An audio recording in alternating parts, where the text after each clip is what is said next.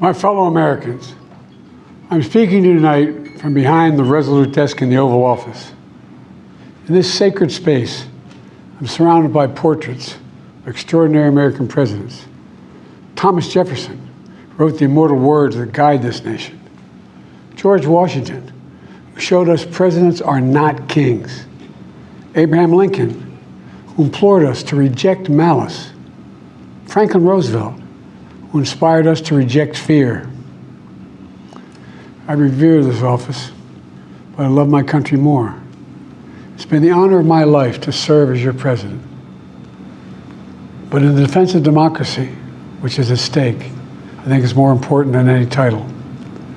I draw strength and I find joy in working for the American people.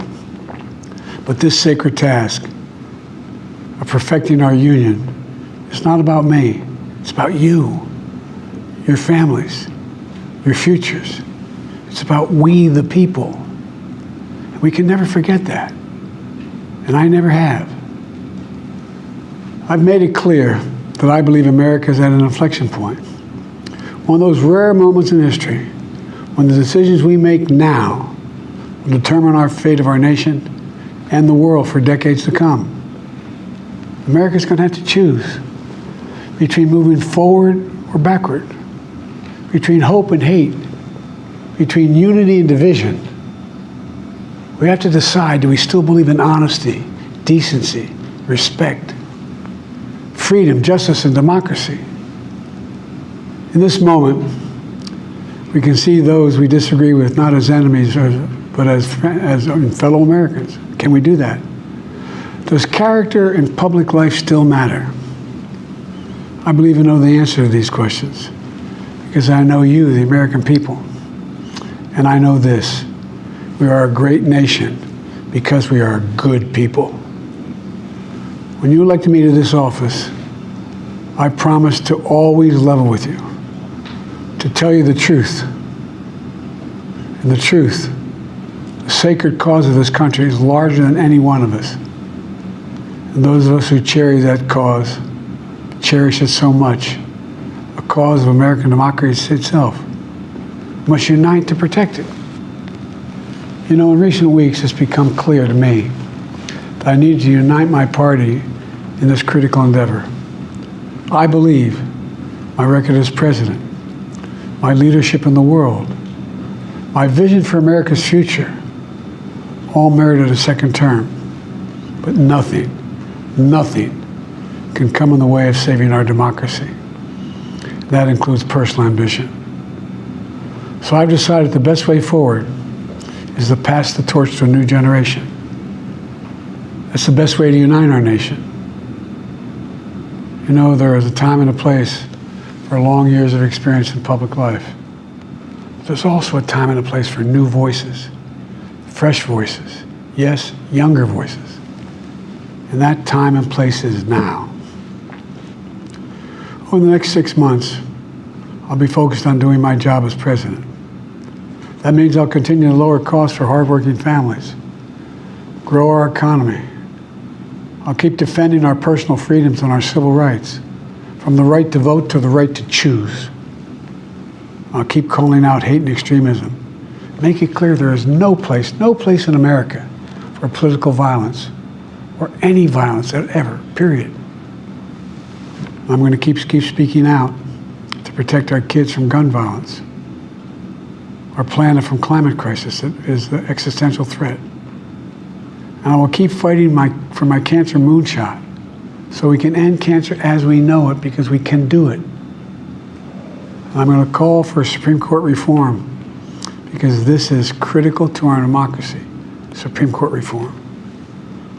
You know, I will keep working to ensure America remains strong and secure and the leader of the free world. I'm the first president in this century to report to the American people that the United States is not at war anywhere in the world. We'll keep rallying a coalition of proud nations to stop Putin from taking over Ukraine and doing more damage. We'll keep NATO stronger, and I'll make it more powerful and more united than any time in all of our history. I'll keep doing the same for our allies in the Pacific. You know, when I came to office, the conventional wisdom was that China would inevitably surpass the United States. That's not the case anymore. And I'm going to keep working to end the war in Gaza, bring home all the hostages, and bring peace and security to the Middle East and end this war. We're also working around the clock to bring home Americans being unjustly detained all around the world. You know, we've come so far since my inauguration. On that day, I told you, as I stood in that winter, we stood in a winter of peril and a winter of possibilities. Peril and possibilities. We were in the grip of the worst pandemic in a century. The worst economic crisis since the Great Depression. The worst attack on our democracy since the Civil War. But we came together as Americans, and we got through it. We emerged stronger, more prosperous, and more secure.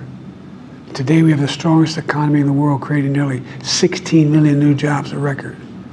Wages are up. Inflation continues to come down.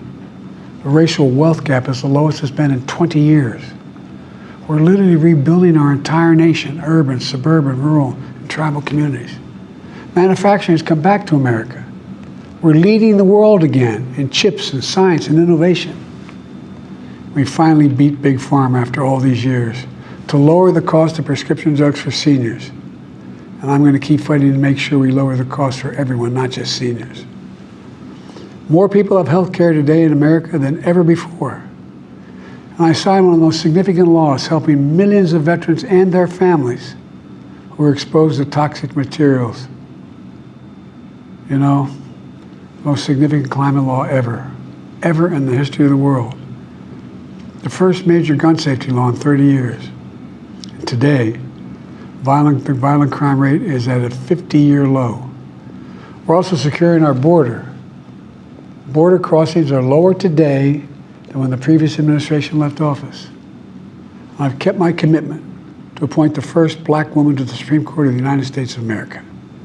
I also kept my commitment to have an administration that looks like America and be a president for all Americans. That's what I've done. I ran for president 4 years ago because I believed and still do that the soul of America was at stake. The very nature of who we are was at stake. And that's still the case. America's an idea. An idea stronger than any army, bigger than any ocean, more powerful than any dictator or tyrant. It's the most powerful idea in the history of the world. That idea is that we hold these truths to be self-evident. We're all created equal, endowed by our Creator with certain inalienable rights: life, liberty, pursuit of happiness. We've never fully lived up to it, to this sacred idea, but we've never walked away from it either. And I do not believe the American people will walk away from it now. In just a few months, the American people will choose the course of America's future. I made my choice. I've made my views known. I would like to thank our great Vice President Kamala Harris. She's experienced, she's tough, she's capable. She's been an incredible partner to me and a leader for our country. Now the choice is up to you, the American people. When you make that choice, remember the words of Benjamin Franklin hanging on my wall here in the Oval Office, alongside the busts of Dr. King and Rosa Parks and Cesar Chavez. When Ben Franklin was asked, as he emerged from the convention going on, whether the founders have given America a monarchy or republic, Franklin's response was, a republic, if you can keep it. A republic, if you can keep it. Whether we keep our republic is now in your hands. My fellow Americans, it's been the privilege of my life to serve this nation for over 50 years. Nowhere else on earth could a kid with a stutter, from modest beginnings in Scranton, Pennsylvania, and Claymont, Delaware, one day sit behind the resolute desk in the Oval Office as President of the United States. But here I am. That's what's so special about America. We're a nation of promise and possibilities, of dreamers and doers, of ordinary Americans doing extraordinary things. I've given my heart and my soul to our nation, like so many others. I've been blessed a million times in return with the love and support of the American people. I hope you have some idea how grateful I am to all of you. The great thing about America is here, kings and dictators do not rule, the people do. History is in your hands. The power is in your hands. The idea of America lies in your hands. We just have to keep faith, keep the faith, and remember who we are.